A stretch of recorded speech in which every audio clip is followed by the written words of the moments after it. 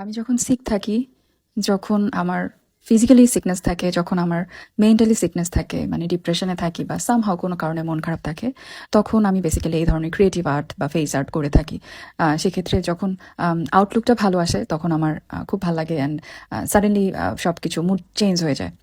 তো আজকে সেই থেকেই মানে সেই থেকেই হচ্ছে আজকের এই লুকটা। হ্যালো এভরিওয়ান, আসসালামু আলাইকুম। আমি অনামিকা জুই চলে আসি একটা নতুন ফেস আর্টের টিউটোরিয়াল নিয়ে। আমি জানি এটা ওইভাবে টিউটোরিয়াল না, কারণ এটা যদি আমি আপনাদেরকে ওইভাবে আম, দিতে চাই অনেক বড় টিউটোরিয়াল হয়ে যাবে। এত বড় ভিডিও আজকাল কেউ দেখতে চায় না, সবাই বিজি।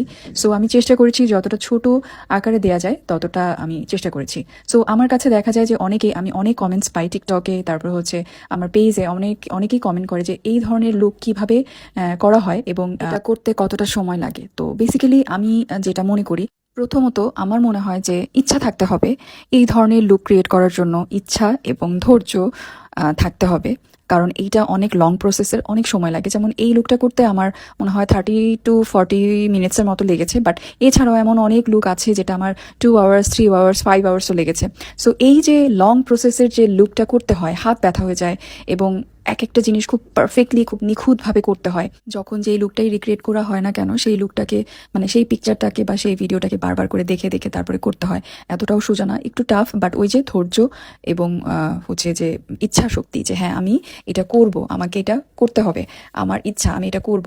এই যে ইচ্ছাটা, এই যে মানে যে ধৈর্যটা বা ইচ্ছা যে শক্তিটা, এইটা থাকলে যে কোনো কিছু ক্রিয়েটিভ করা যাবে।